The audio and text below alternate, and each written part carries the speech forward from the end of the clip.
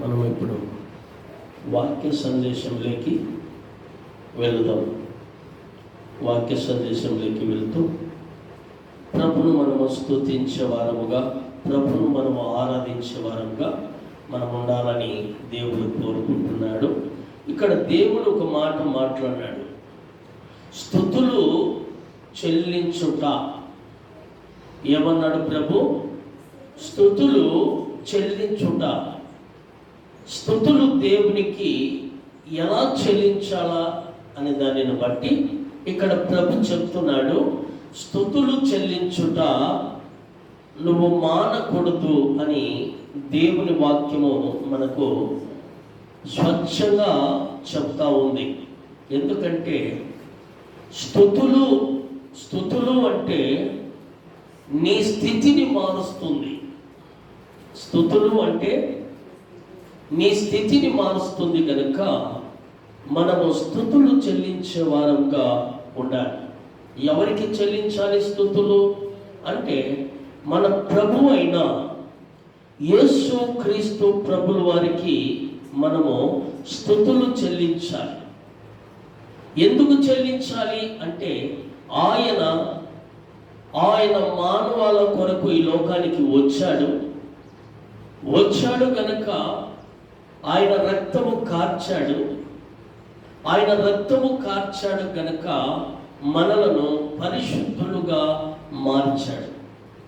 పరిశుద్ధులుగా మార్చడమే కాకుండా పవిత్రులుగా మనలను చేయడానికి ఆయన సిద్ధపడి ఉన్నాడు. కాబట్టి దేవుని బిడ్డలమైన మనము దేవునితో కలిసి నడుచుకోవాలని ఒక ఆలోచన కలిగిన వారముగా మనం ఉంటే, ఇక్కడ దేవుడు మాట్లాడుతున్న మాట ఏమంటున్నాడు అంటే, దేవుని స్తుతించుట. ఎలాగ స్తుతించాలి, లేదా ప్రభుని ఎలాగ మనము గనపరచాలి, లేదా ప్రభుతో మనము ఏ విధంగా నడుచుకోవాలనో, ఎలాగా ఈ స్తుతులు మన స్థితిని ఏ విధంగా మారుస్తుందో ఇక్కడ మనం ఒక్కసారి వాక్యమును చదివి మనము ధ్యానము చేద్దాం. వాక్యము చదివి ధ్యానము చేద్దాము. ఎఫెసీయులకు రాసిన పత్రిక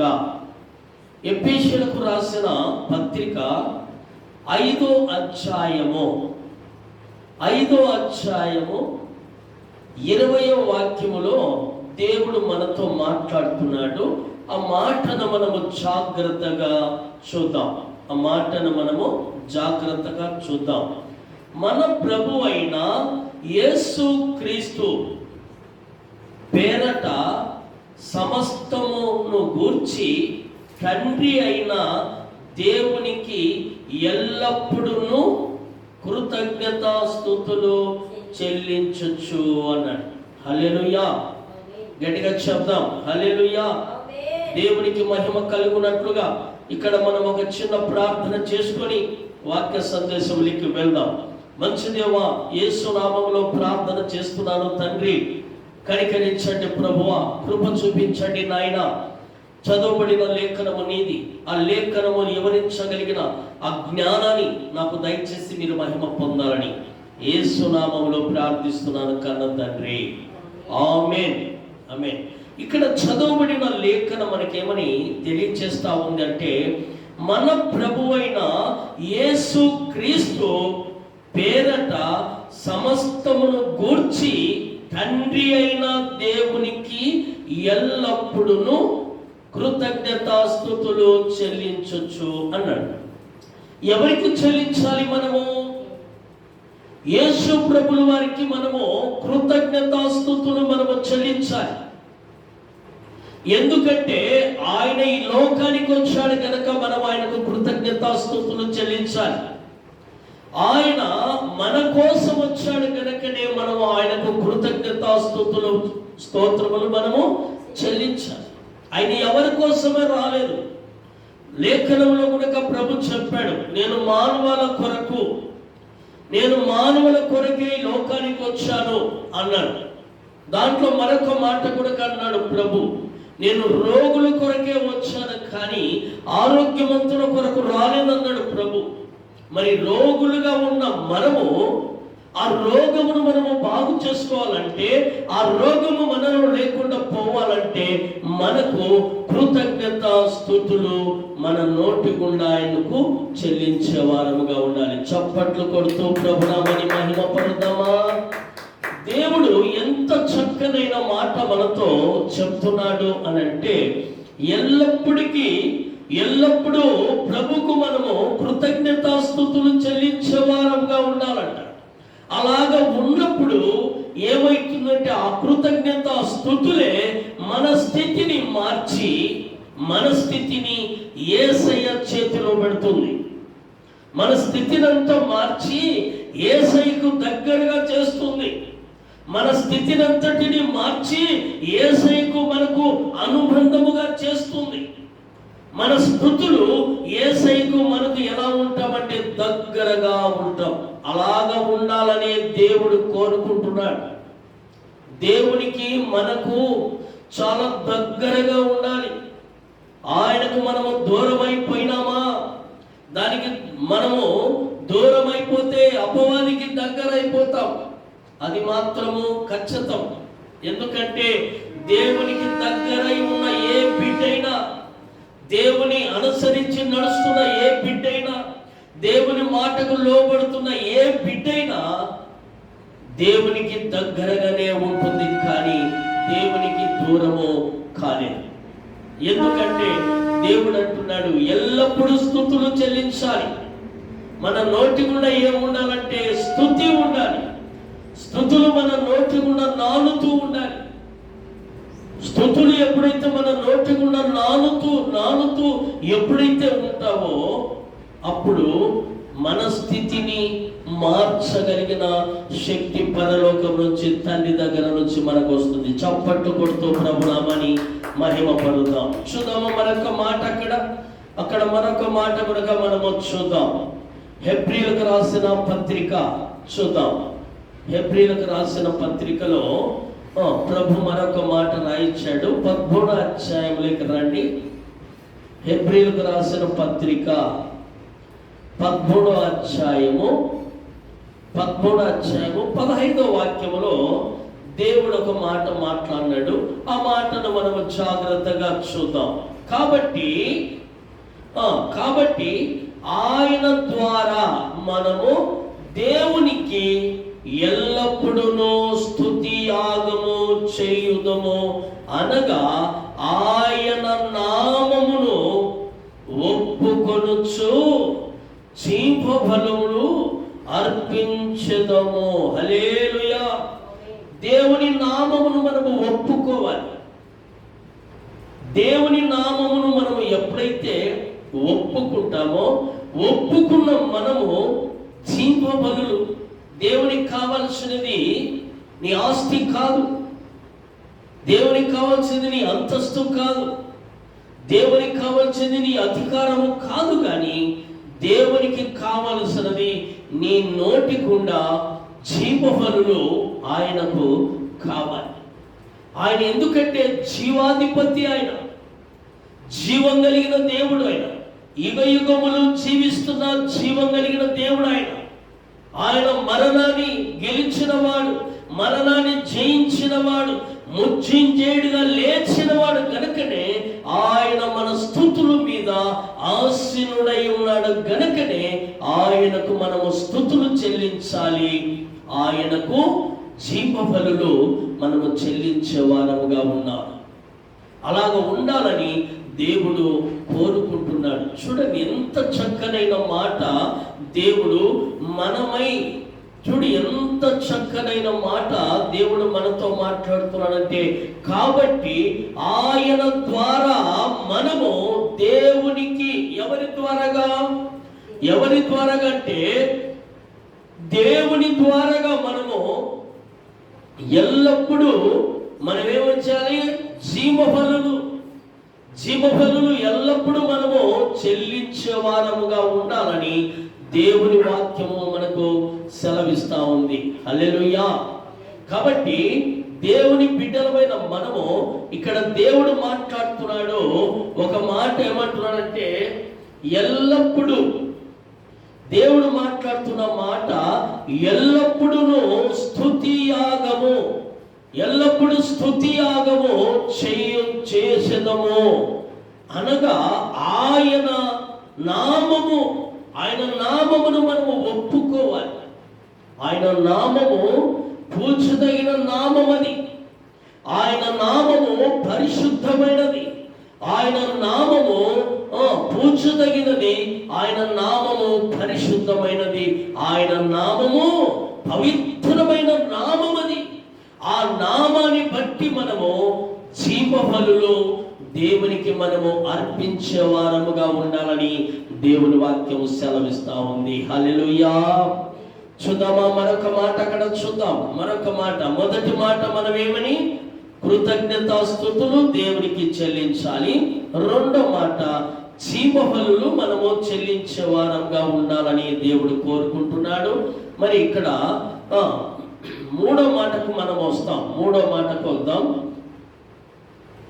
దేవునికి కానుక రూపములో ఇచ్చుట అన్నాడు దేవుడు.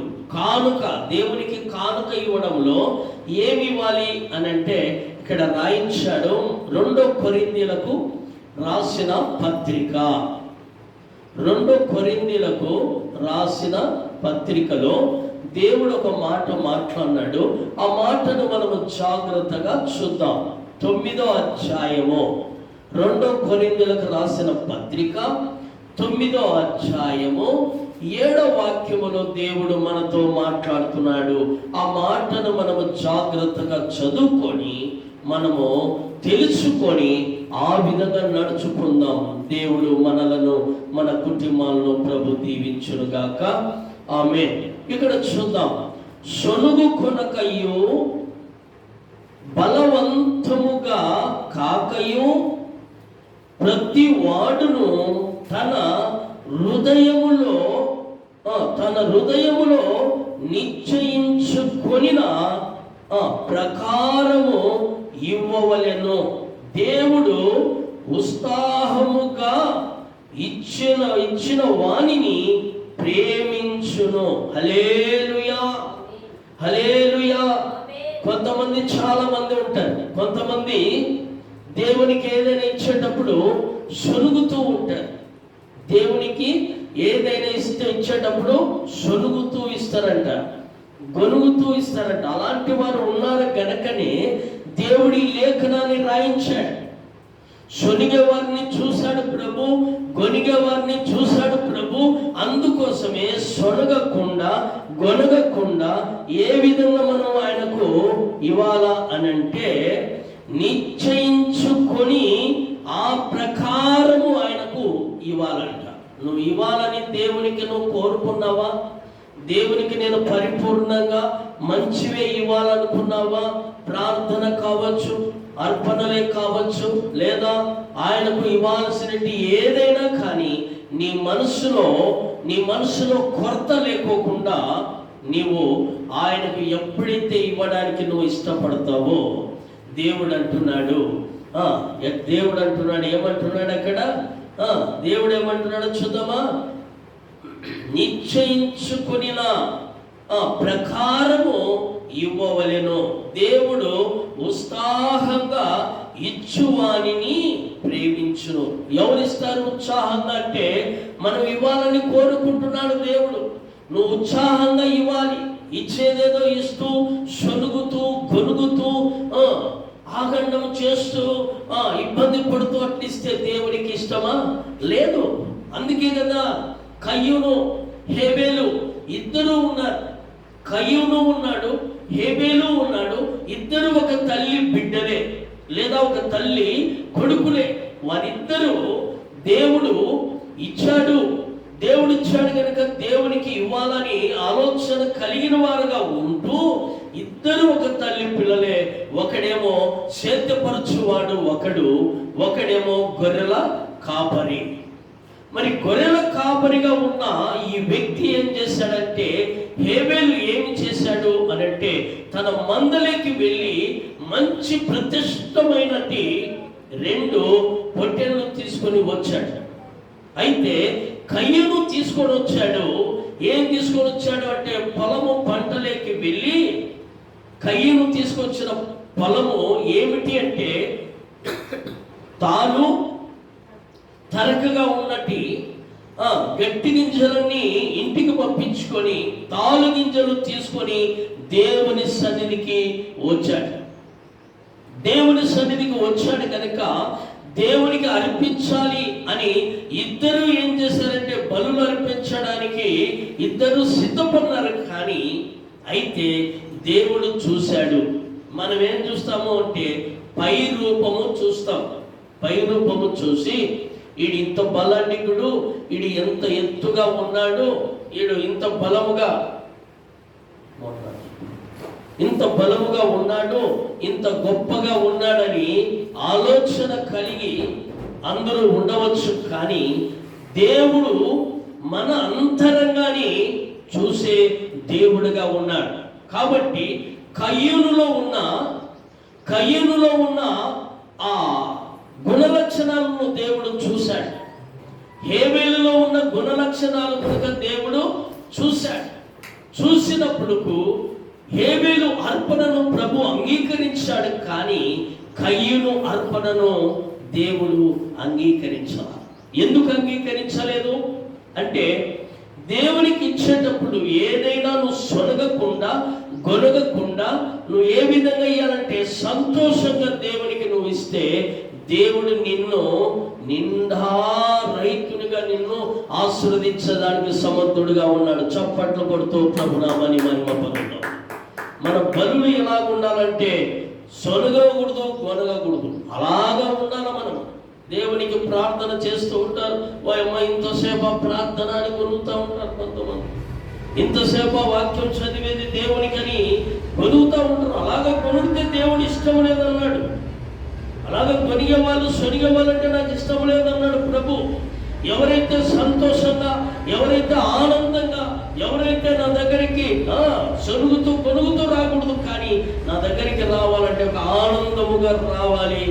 నేను వాని ఆనందింపచేసి వాని బలపరచడానికి సమర్థుడుగా ఉన్నానని దేవుడు చెప్తున్నాడు. అట్టివాని దేవుడు ప్రేమిస్తాడు, కానీ సొనిగేవాని ప్రేమిస్తాడా? అందుకోసమే కయ్యూను ఏమైపోయాడంటే కయ్యూను దేవుని చేత ఏమైపోయాడు అంటే ఆశీర్వాదము లేకోకుండా పోయాడు. ఆయన అర్పణను దేవుడు అంగీకరించకపోను మళ్ళీ కనుక తన తమ్ముని మీద పడి చంపేశాడు తమ్ముని. అలాంటి దారుణమైన విధానాలకు వెళ్ళిపోతారు. అలాగా మనము వెళ్ళకూడదు. దేవునికి మనము ఎల్లప్పుడూ స్తుతి యాగము చెల్లించాలి అన్నప్పుడు మన అర్పణలు కనుక దేవునికి ఎలా ఉండాలి అని అంటే ఆయనకు చాలా ఇష్టకరంగా ఉండాలని దేవుని వాక్యం సెలవిస్తా ఉంది. చూద్దామా? మరొక మాట చూద్దాం. హెబ్రీయులకు రాసిన పత్రిక మరొక మాట కనుక దేవుడు మాట్లాడాడు. హెబ్రీయులకు రాసిన పత్రికలో మనము చూస్తే మనకు బాగా అర్థమవుతుంది. 13వ అధ్యాయములోకి రండి. 13వ అధ్యాయంలోకి రండి. 13వ అధ్యాయము 16వ వాక్యములో మనము చూద్దాం. 16వ వాక్యములో చూద్దాం. ఉపకారమును ధర్మమును చెయ్యు మరచిపోకుడి. అట్టి యోగ్యులు దేవునికి ఇష్టమైనవి. హల్లెలూయా. చూడండి, ఇక్కడ దేవుని వాక్యం ఏమని సెలవిస్తా ఉందంటే ఉపకారములు చేయటము, దానము చేయటము నువ్వు మానవద్దంటున్నాడు దేవుడు. ఉపకారాలు చేయాలి, దానము చేయాలి. అట్టివాడంట దేవునికి ఎటువంటి వాడు? అట్టివాడు యోగ్యములు దేవునికి ఇష్టమైనవి. కాబట్టి నువ్వేం చేయాలంటే దానము చేయాలి.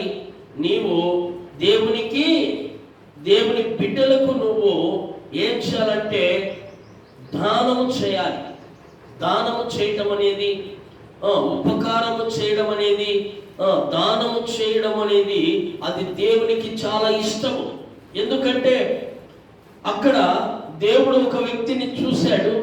ఒక వ్యక్తిని చూసినప్పుడు ఆ వ్యక్తి జక్కయ్య అనే వ్యక్తి చూశాడు.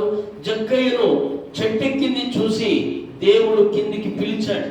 జక్కయ్య త్వరగా దిగిరా అన్నాడు. త్వరగా దిగిరా అనగానే జక్కయ్య నేనా అని త్వరగా దిగి వచ్చాడు. దిగి వచ్చిన తర్వాత జక్కయ్యకి ఏమై కొదవ ఉంది? ఏమీ కొదవలేదు. ఆయన మంచి ఉద్యోగస్తుడు, ఆయనకు మంచి ఆస్తి ఉంది, మంచి అంతస్తు ఉంది, మంచి ఉద్యోగం ఉంది. ఆయన అలాంటి వాడు కనుక యేసు ప్రభును చూడాలని సంతోషంగా ప్రభు దగ్గరికి వచ్చాడు. వచ్చినప్పుడు ఏమైంది? ప్రభు పిలిచాడు, జక్కయ్య త్వరగా దిగిరా, నేను నీ ఇంట్లో ఉండాల్సిన పరిస్థితి ఉందని ఎప్పుడైతే దేవుడు చెప్పాడో వెంటనే జక్కయ్య కిందికి దిగి వచ్చాడు. కిందికి దిగి రాగానే జక్కయ్య ఇంటికి తీసుకెళ్ళాడు. ఎవరిని? ప్రభును తీసుకెళ్ళాడు. సొనుగుతూ తీసుకెళ్ళలేదు, బొలుగుతూ తీసుకెళ్ళలేదు. సంతోషంగా ఆయన ఇంటికి తీసుకెళ్ళాడు. ఈ జక్కయ్య సంతోషంగా ఆయన ఇంటికి తీసుకెళ్తే ఆయన చూశాడు. చూసే టయానికి ఈయన ఏం చేశాడంటే, నేను అన్యాయముగా ఎవరి దగ్గరైనా తీసుకుంటే వాళ్ళకి తిరిగి 4 అంతలు ఇస్తాను, నా సొమ్ములో సొగము బీదలకు పంచి పెడతానని దానము చేశాడు. కనుకనే జక్కయ్యను ప్రభు దీవించాడు. చప్పట్లు కొడుతూ ప్రభునామాని మహిమ పరుద్దాం. జక్కయ్య పేరే మారిపోయింది. జక్కయ్య పేరు ఏం మారిపోయిందంటే, ఈయన కూడా అబ్రహాము కుమారుడే. ఏమన్నాడు ప్రభులు వారు? ఈ ఇంటికి నేడు రక్షణ వచ్చింది అన్నాడు. రెండో మాట ఏమన్నాడు? ఈయన కూడా అబ్రహాము కుమారుడే అన్నాడు. ఎందుకన్నాడు అంటే, అబ్రహాము ధనవంతుడైనప్పటికీ పేదలను చూస్తే ఆయన దానం చేయటం ఆయనకు చాలా ఇష్టం. ఆయన దానం చేస్తూ ఉన్న కొలది ఆయనకు ఆస్తి పెరుగుతూనే ఉంది, కానీ ఆస్తి మాత్రం తరగలేదు. అందుకోసమే అబ్రహాము ఆస్తి అంత ఇంత కాదు, ఒక దేశమే ఆయనకే దేవుడు అప్పగించాడు. ఆ దేశాన్ని, పాలు తేనెలు ప్రవహించు దేశాన్ని అప్పగించేశాడు దేవుడు. అప్పగించి తన కుటుంబం చుట్టూ ప్రభు కంచె వేసి నడిపిస్తూ వచ్చాడు అబ్రహాము. అందుకే అబ్రహాము మరణించినప్పుడు ఎక్కడున్నాడు? లాజరు మరణించినప్పుడు అబ్రహాము ఎక్కడున్నాడు? లాజరు మరణించినప్పుడు అబ్రహాము ఎక్కడున్నాడు?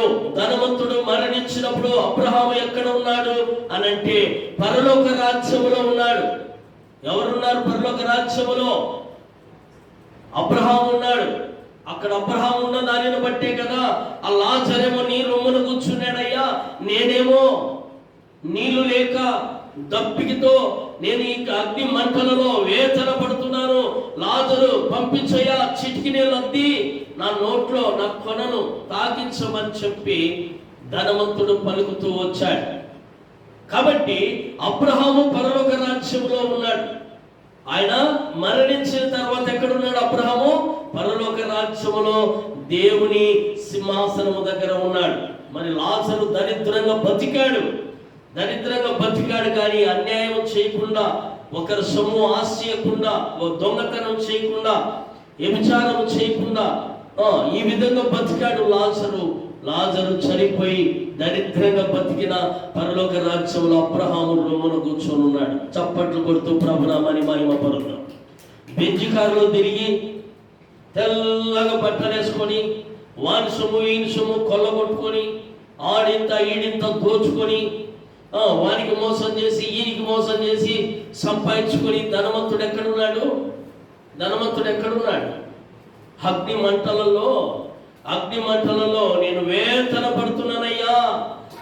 పడుతున్నాను, నాకు లాజర్ను పంపించయ్యా అంటున్నాడు. ఇంకా నా తమ్ముళ్ళు 5 మంది ఉన్నారయ్యా, నా సహోదరులు, వాళ్ళకి ఎవరయ్యా చెప్పేది, వాళ్ళని ఎవరయ్యా మార్చేది అని అక్కడ వేతన పడుతున్నట్లుగా మనకు దేవుని వాక్యం సెలవిస్తూ ఉంది. ఎప్పుడైతే నీవు చేయాల్సినది దేవునికి ఇష్టకరమైనది ఏంది అనంటే ఉపకారమును మానవద్దు, ధర్మమును నువ్వు చెయ్యు, మంచి అది పోరాడి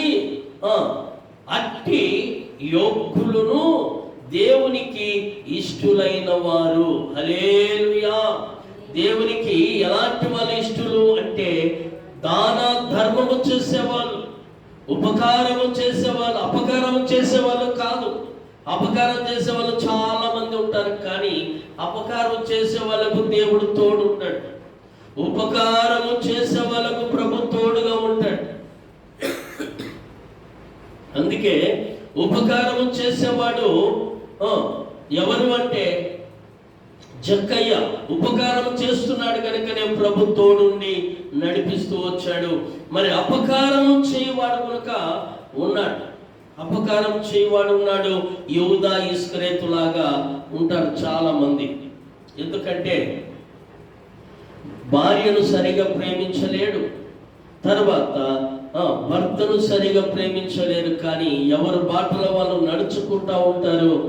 అలాగనే సంసారాలు కొనసాగిస్తూ ఉంటారు. ఒకరి పట్ల ఒకరికి సమాధానాలు లేకుండా కొనసాగిస్తూ ఉంటారు. అలాంటిది దేవునికి ఇష్టకరమైనది కాదు.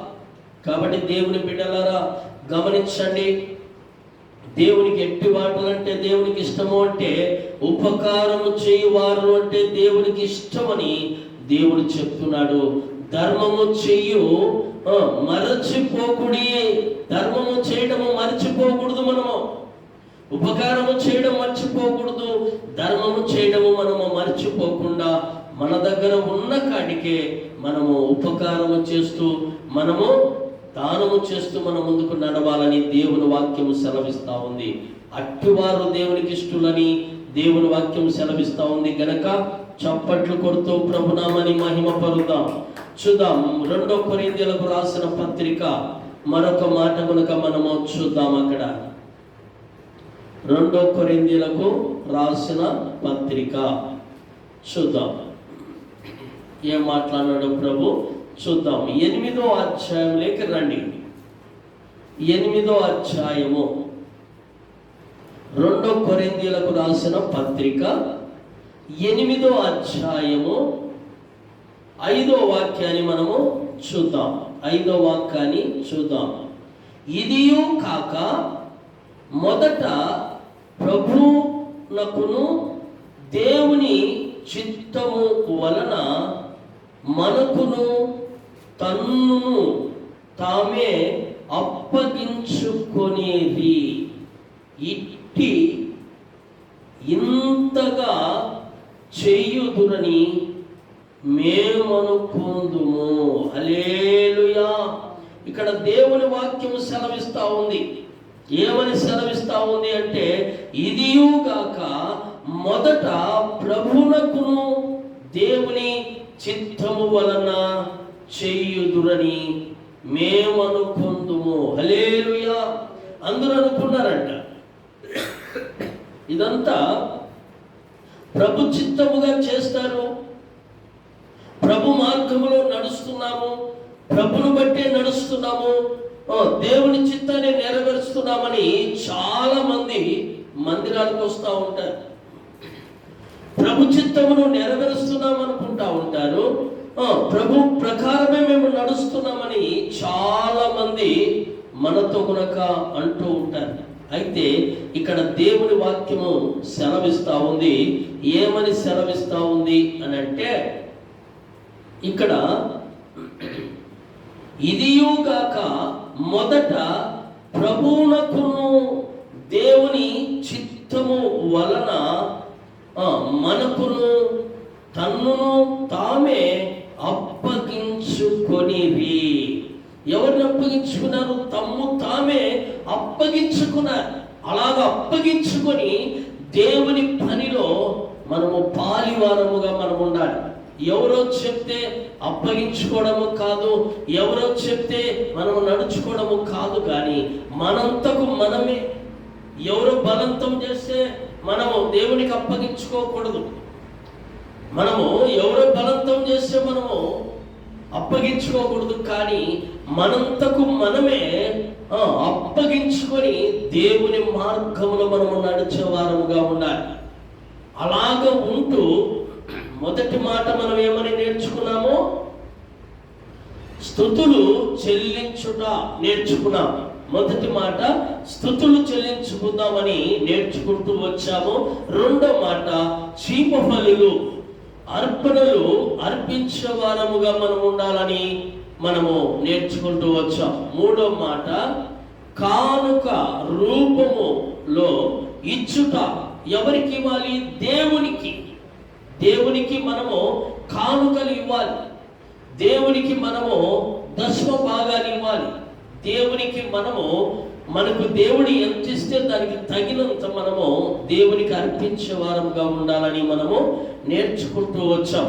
మరి ఇక్కడ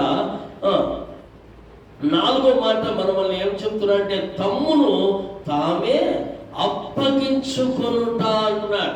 ఎవరో చెప్తే దేవునికి అప్పగించుకొని నడవాల్సిన పని లేదు. కానీ మనంతకు మనమే దేవుని దగ్గరికి రావాలి.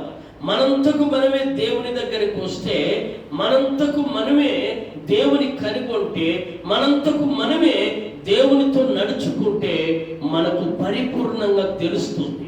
ఎవరో చెప్పారని వచ్చాము, మేము మోసపోయి వచ్చాము, వాళ్ళు మమ్మల్ని చెప్పి అలా నేర్పించారు, ఇలా నేర్పించారు, వాళ్ళు నడిపించారు, మేము అక్కడికి పోయి ఇట్లయిపోయాం అట్లయిపోయి. ఇవన్నీ కాదు దేవుడు చెప్పిన మాట. దేవుడు చెప్పిన మాట ఇవన్నీ కాదు. కానీ దేవుడు చెప్పిన మాట ఒకటే, నీ అంతకు నువ్వే దేవుని కొరకు అప్పగించుకోవాలి. అప్పగించుకొని ఎప్పుడైతే నువ్వు దేవుని వైపు తిరుగుతావో, దేవుని వైపు ఎప్పుడైతే నువ్వు తిరుగుతావో, దేవుడు నీ వైపు తిరగడానికి సమసిద్ధంగా ఉన్నాడు. చప్పట్లు కొడుతూ ప్రభునామని మహిమపరుద్దాం. హల్లెలూయా. కాబట్టి ఇక్కడ దేవుడు ఒక మాట అంటున్నాడు, మరొక మాట కూడా మనము జాగ్రత్తగా చూద్దాం. ఎందుకంటే అప్పగించుకోవడం అనేది చాలా దేవునికి ఇష్టకరమైనది. ఎందుకంటే ఎవరో చెప్తే నేర్చుకోవడం కాదు, కానీ దేవుడే మనకు చెప్పాలి, దేవుడే మనకు తోడుండాలి, దేవుడే మనల్ని నడిపించాలి, మనము దేవుని చేత నడిపించబడాలనే ఒక ఆలోచన నీకు కలిగి నాకు కలిగి ఉన్నప్పుడే నీ కుటుంబమైనా నా కుటుంబమైనా ఎలా ఉంటుంది అంటే, యేసు ప్రభు చేతిలో పెరిగిన కుమారుడు ఎలా ఉంటాడు అంటే ఆ మంచి ఫలప్రదంగా మార్చబడి ఉంటాడు. యేసేపు దేవుని చేతిలో పెరిగాడు. ఆయన యేసేపు ఎక్కడ పెరిగాడంటే దేవుని చేతిలో పెరిగాడు. పాపము దగ్గరికి వచ్చినా దాన్ని దూరం చేసుకున్నాడు. అన్యాయాలే ఆయన దగ్గరికి వచ్చినా వాటిని దూరం చేసుకున్నాడు. అన్ని వాటిని దూరం చేసుకుంటూ శ్రమ వచ్చినా, కష్టమే వచ్చినా, కన్నీరే వచ్చినా, మున్నీరై పారినా ఆయన మాత్రము దేవుని మాటను జబదాటకుండా నడుచుకున్నాడు. దేవుని ప్రేమిస్తున్నాము అని చెప్పి చాలా మంది మోసం చేసే వాళ్ళు ఉన్నారు. కానీ దేవుని ప్రేమిస్తున్నారని చెప్పిన వ్యక్తిలో యేసేపు నమ్మకమైన వాడుగా ఉన్నాడు. చప్పట్లు కొడుతూ ప్రభునామని మహిమపరుద్దాం. ఎన్నో నిందలు, ఎన్నో అవమానాలు, ఎన్నో బాధలు, ఎన్నో తన అన్నగారు తీసుకెళ్లి గుంటలో పడేసిందే కాక ఐగుప్తుకు అమ్మేసినప్పుడు బానిసుడిగా బతుకుతూ అక్కడ పనులు చేస్తూ అక్కడ కొరడలతో పొట్టించుకుంటూ దేవుని వైపు మాత్రం చూడడం మానకుండా నడుచుకున్నాడు. గనుకనే ఈరోజు ఆయన ఏమైపోయాడంటే ఒక శతాధిపతిగా చేశాడు దేవుడు. చప్పట్లు కొడుతూ ప్రభునామని మహిమపరుద్దాం. రాజు తర్వాత రాజు అయినాక ఆ దేశానికి రాజు తర్వాత రాజ్యంగా అలాగ చేశాడు మన యేసయ్యను నమ్ముకోవాలి. యేసయ్య అడుగుచాడును నడవాలి. ఎందుకంటే ఆయన కార్చిన రక్తము ఈ లోకమంతా కార్చి ఉన్నాడు కనుక ఈ లోకమంతా ఆయన్ను కనుగొనాలా, ఈ లోకమంతా ఆయన మార్గములో నడవాలి. ఈ లోకములో ఉన్న ప్రతి ఒక్క వ్యక్తి గుర్తించి కులము మారాల్సిన అవసరం లేదు, మతము మారాల్సిన అవసరం లేదు, కానీ మనసు మార్చుకోవాలా చాలు. మనసు మార్చుకుంటే చాలు. కానీ నువ్వు కులము మారమని దేవుడు చెప్పలేదు, మతము మారమని దేవుడు చెప్పలేదు. దేవునికి కులము లేదు, మతము లేదు, భేదం అనేదే లేదు. భేదం అనేదే ప్రభు దగ్గర లేదు కనుకనే ఆయన కులము మారమనలేదు, మతము మారమనలేదు. కానీ నీ మనసు మార్చుకోమన్నాడు. అది ఎందుకు మార్చుకోమన్నాడంటే నువ్వు దొంగతనం చేసే దొంగవు కాబట్టి నీ మనసు మార్చుకో, నేను దగ్గరకు వస్తానన్నాడు ఆయన. నువ్వు వ్యభిచారివి కనుక వ్యభిచారం చేయకుండా మానే, దొంగతనం చేయకుండా మానే, తాగుడుబోతుతనం నుంచి విడిపించబడాలి, నీ కుటుంబము బాగుపడాలి, నీ కుటుంబంలో నేను ఉండాలని దేవుడు కోరుకున్నాడు కనుకనే నీ మనసు మార్చుకోమని చెప్పాడు. కానీ నీ మతము మార్చుకోమని దేవుడు ఎక్కడ చెప్పలా. కాబట్టి దేవుని బిడ్డలారా గమనించండి, మన మనసు మార్చుకుని దేవుని వైపు తిరిగితే దేవుడు ఎల్లప్పుడూ మనలను ప్రేమించడానికి సమసిద్ధంగా ఉన్నాడు. చప్పట్లు కొడుతూ ప్రభునామాన్ని మహిమ పరుద్దాం. హల్లెలూయా, హల్లెలూయా. మరొక మాట మనము చూద్దాం జాగ్రత్తగా. ఆ మాట చెప్పి నా మాటలు ముగించేస్తాను. అపోస్తలుడైన పౌలు రోమీయులకు ఒక పత్రిక రాశాడు. ఆ మాటను మనము జాగ్రత్తగా చూద్దాం. అపోస్తలుడైన పౌలు రోమీయులకు ఒక పత్రిక రాస్తూ 6:13 ఒక మాట అన్నాడు. ఆ మాటను మనము చూద్దాం. మరియు మీ అవయవములను దుర్నీతి పాలు కాకుండా పాపమునకు అప్పగింపకుండా, అంతే హృదయములలో నుండి సజీవులమనుకొని మిమ్మలను మీరే దేవునికి అప్పగించి దేవుడు అంటుడు అప్పగించుకొనుడి మీ అవయవములను నీతి పాదములుగా దేవునికి అర్పించుడి. హల్లెలూయా. ఇక్కడ దేవుని వాక్యం మనకు సెలవిస్తా ఉంది. ఏమని సెలవిస్తా ఉంది అంటే, మరియు మీ అవయవములను దుర్నీతి పాలుగా చేయకూడదంట. మన అవయోగాలు ఉన్నాయి, వాటిని దుర్నీతికి అప్పగించకూడదు. న్యాయాధిపతి అయిన యేసయ్యకు మనం అప్పగించే వారంగా మనం ఉండాలని దేవుని వాక్యం సెలవిస్తా ఉంది. కాబట్టి దుర్నీతికి అప్పగిస్తే అవి దుర్వినియోగం అయిపోయి మన శరీరంలో ఉన్న అవయవాలన్నీ పాడైపోయి తాగుడుబోతుకు లోపల ఏమైపోతాయి, ఊపిరితిత్తులు నెమ్మదిగి రకరకాల వ్యాధులు వస్తాయి. కాబట్టి వాటికి అప్పగించకూడదు. కానీ దేవుని ప్రేమ మన మీద ఎంత ఉందో చూడండి. దేవుడు ఏమంటున్నాడు, దుర్నీతికి అప్పగించకుండా దేవునికి నువ్వు అప్పగిస్తే దేవుడు వాటిని సువర్ణంగా మార్చి నడిపించగలడు. చప్పట్లు కొడుతూ ప్రభునామాన్ని మహిమ పరుద్దాం. హల్లెలూయా, హల్లెలూయా. చూడండి ఎంత చక్కనైన మాట మనతో దేవుడు మాట్లాడుతున్నాడంటే, మనము మృతులలో నుండి సజీవులమనుకొని మిమ్మలను మీరే దేవునికి అప్పగించుకొనుడి. హల్లెలూయా. దేవునికి మనం అప్పగించుకున్న వాళ్ళముగా ఉండాలి. దేవునికి మనము అప్పగించుకున్న వాళ్ళముగానే ఉండాలి. కానీ దేవుడు అడిగితే నువ్వు దేవుని దగ్గరికి పోవడము అది కాదు. కానీ నువ్వు దేవుడు పిలవకపోయినా నువ్వు దేవుని దగ్గరకు వచ్చి నీ మనసు మార్చుకుంటే దేవుడు నీ హృదయాన్ని నిన్ను కడిగి శుద్ధి చేసి ఆయన పవిత్రపరిచి నడిపించగలడు. చప్పట్లు కొడుతూ ప్రభునామాన్ని మహిమ పరుద్దాం. అలాగ మనము ఉంటూ అలాగ దేవుని మార్గములో మనము నడిచే వారముగా ఉండాలి. కాబట్టి ఈ ఉపవాస స్వస్థత కూడికలో మరి ఈరోజు ఈ విధంగా దేవుడు మనతోనూ మనందరితోనూ ప్రభు మాట్లాడుతూ వచ్చాడు.